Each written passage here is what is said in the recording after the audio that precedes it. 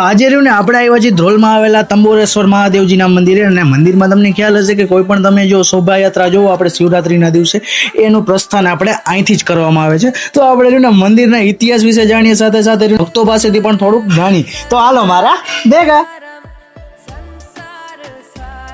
તો આપણી જોડે રહ્યું ને જે અહીંયા આપણે મંદિરમાં જે આપણે પૂજા અર્ચના કરે છે, સાથે સાથે મંદિરની દેખરેખ રાખે છે ને, આપણે એમની જોડે છીએ. તો વધુ આપણે એમની પાસેથી જાણીએ. તો પેલા તો શું નામ તમારું?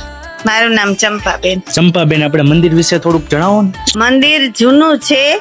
પૂજારી અમારા હીરાગર બાપુ હતા, અને પછી મારા સસરા અહીંયા ઘણા વર્ષ પૂજા કરી. પછી આ મંદિર જૂનું બહુ હતું, તો અમે જીર્ણોદ્ધાર કરાવ્યો. બધા ફાળો જેને આપ્યો એના આગળ લીધો. જા ને બધું સંભાળવાનું હું કરું છું. મારું નામ નાગેશભાઈ છે. નાગેશભાઈ, હું જ્યારથી સમજણો થયો ત્યારથી આ મંદિરે રોજ દર્શન કરવા આવું છું. અત્યારે હું બીજા એરિયામાં રહેવા ગયો તો પણ રોજ ડેઈલી સર્વિસ અહીંયા દર્શન કરવા આવું છું.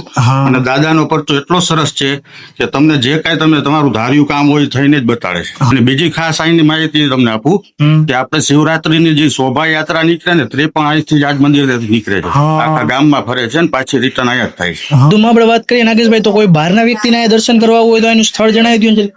અહીંનું સ્થળ છે જામનગર રોડ અધ્યાપન મંદિરની પાસે તંબોળેશ્વર મહાદેવનું મંદિર. તો તમે આવ્યા છો કે નહીં જરીક આપણે પેજમાં જણાવી દેજો ને. આપણા પેજ ઈટ સર ને ફોલો કરી નાખજો ને કોમેન્ટમાં લખી નાખજો હર હર મહાદેવ.